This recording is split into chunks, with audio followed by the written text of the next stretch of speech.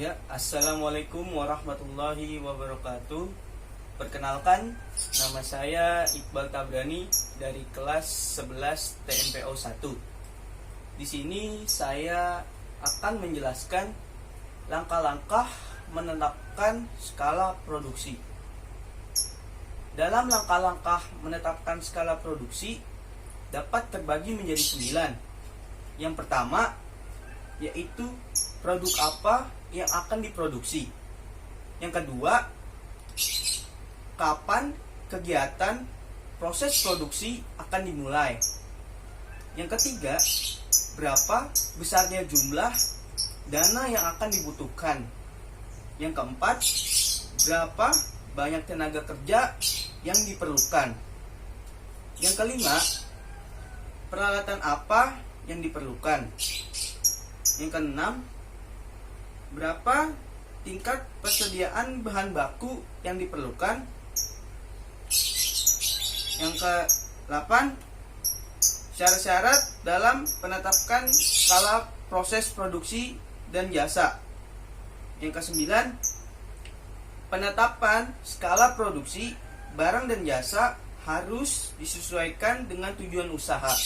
Penetapan skala produksi barang dan jasa harus sederhana dan mudah dilaksanakan. Yang pertama, kita membahas dari A. Produk apa yang akan diproduksi? Di sini saya Iqbal memilih memproduksi nasi uduk. Mengapa saya memilih produksi nasi uduk? Karena saya pikir-pikir kalau dalam pembuatan proses produksi nasi uduk itu lebih mudah. Kita tidak perlu membutuhkan tenaga yang banyak. Kita hanya perlu membutuhkan dan mengeluarkan sedikit tenaga saja, karena dalam proses pembuatan nasi uduk itu sangat mudah dilakukan oleh siapa saja. Yang kedua, kapan kegiatan produksi akan dimulai? Nah, kegiatan produksi akan dimulai apabila dana atau modal yang akan kita keluarkan itu sudah terkumpul atau sudah tersedia untuk kita gunakan. Nah, dalam produksi pembuatan nasi uduk dapat dilakukan itu atau dibikin itu sekitar pagi dini hari, yaitu sekitar pukul 3 pagi sampai subuh bisa. Dan kita proses penjualannya itu mulai dari pukul setengah 6 pagi sampai dengan habis.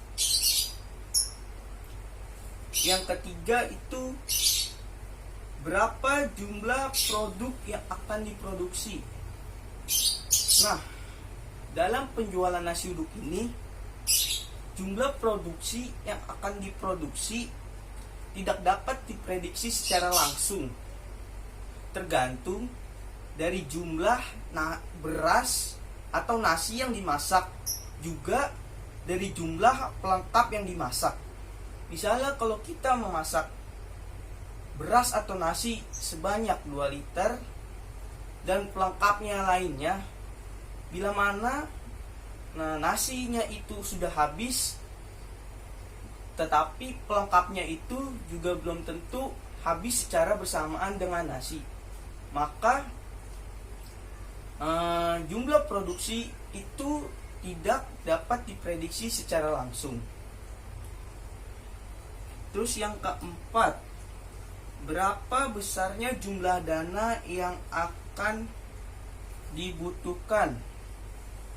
Kita mulai itu dari dana investasi. Dana investasi itu dari alat masak seperti kompor, penggorengan, dan yang lain-lain. Terus meja dan kursi, alat makan, dan kebutuhan lainnya. Dana ini membutuhkan pengeluaran sekitar kurang lebih 2.500.000. Dan selanjutnya biaya variabel. Dalam biaya variabel ini kita menetapkan bahan-bahan yang akan digunakan perharinya, yaitu beras, tahu, telur, kerupuk, bumbu masak, bihun, kentang, tepung, sayuran, dan biaya listrik rumah. Jadi jumlah total dari biaya variabel itu kurang lebih mencapai Rp4.485.000. Jadi semua biaya variabel itu sudah dikalikan dalam 1 bulan, kecuali daripada gas. Gas hanya dikali dalam setengah bulan, karena dalam proses produksi nasi uduk tersebut, 1 tabung gas LPG itu bisa digunakan untuk 2 hari. Jadinya kita menghitungnya hanya setengah bulan saja.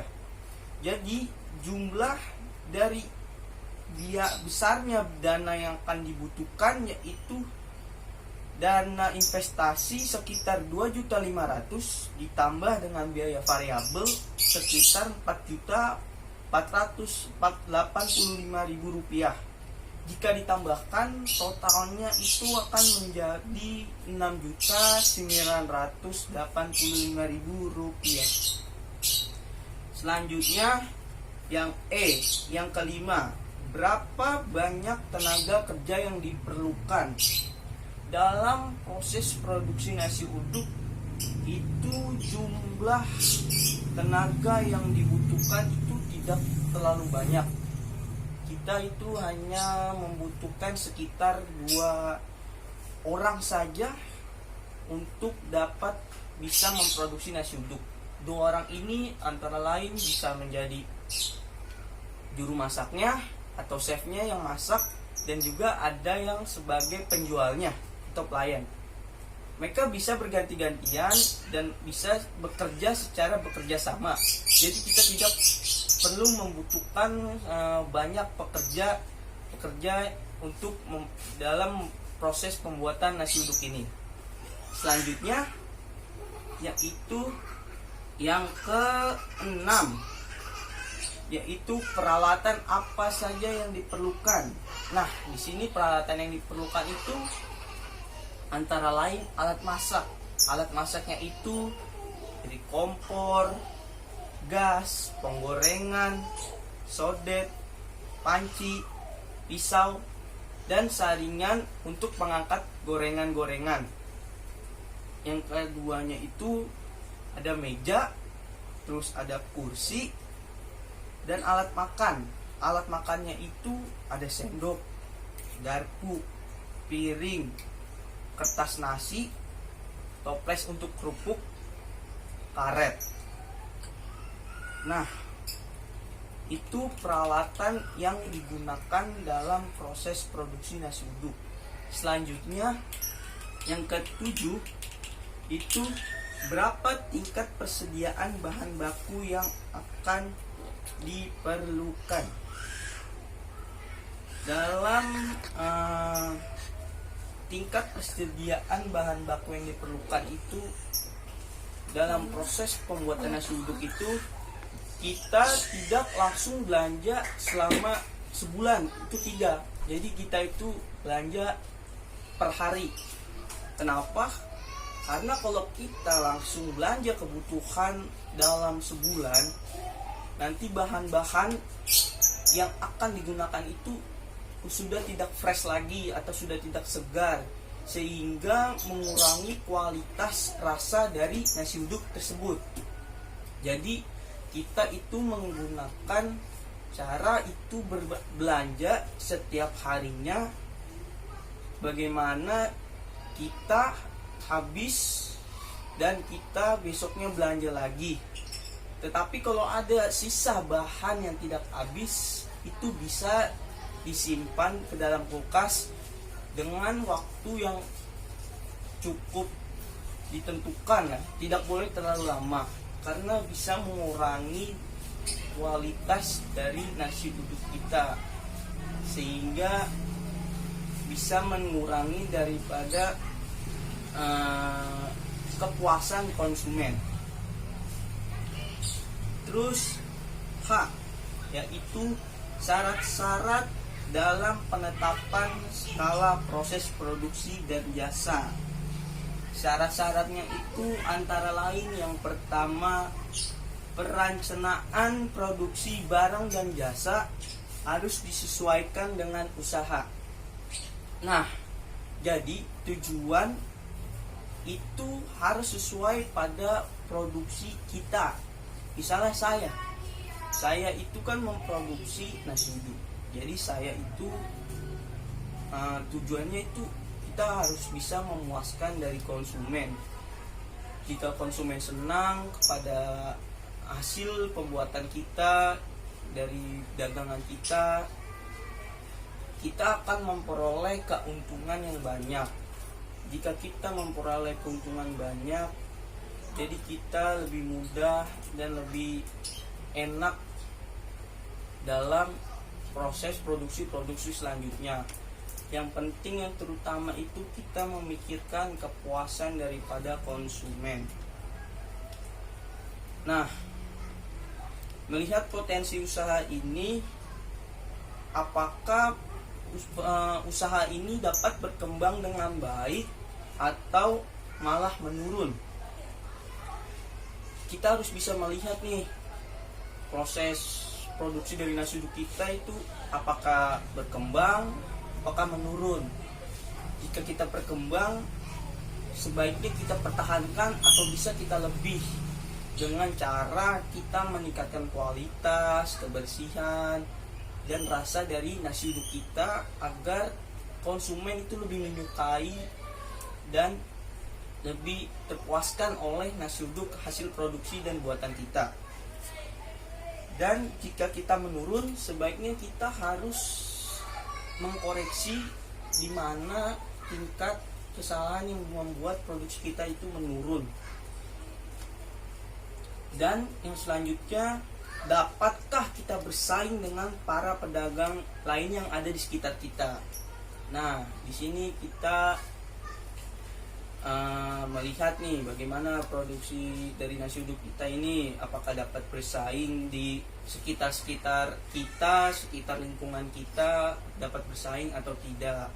Tapi saya yakin dari produksi saya ini, saya dapat bersaing. Yang terakhir, yang ke-9, penetapan skala produksi barang dan jasa harus disesuaikan dengan tujuan usaha. Penetapan produksi barang dan jasa sederhana dan mudah dilaksanakan.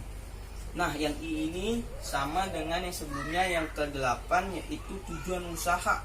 Kita tujuan usaha itu selain mencari keuntungan, selain mencari kepuasan daripada pelanggan, kita juga tujuan usaha yang utama itu kita kan harus mencari daripada penghasilan, keuntungan, dan kepuasan daripada konsumen.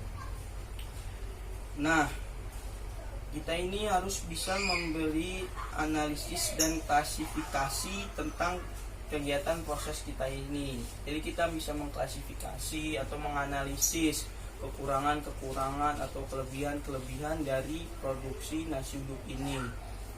Nah, itulah langkah-langkah dalam menetapkan proses produksi yang bisa saya jelaskan dan terangkan secara jelas ini. Ya, kurang lebihnya mohon dimaafkan bila ada kesalahan. Wassalamualaikum warahmatullahi wabarakatuh.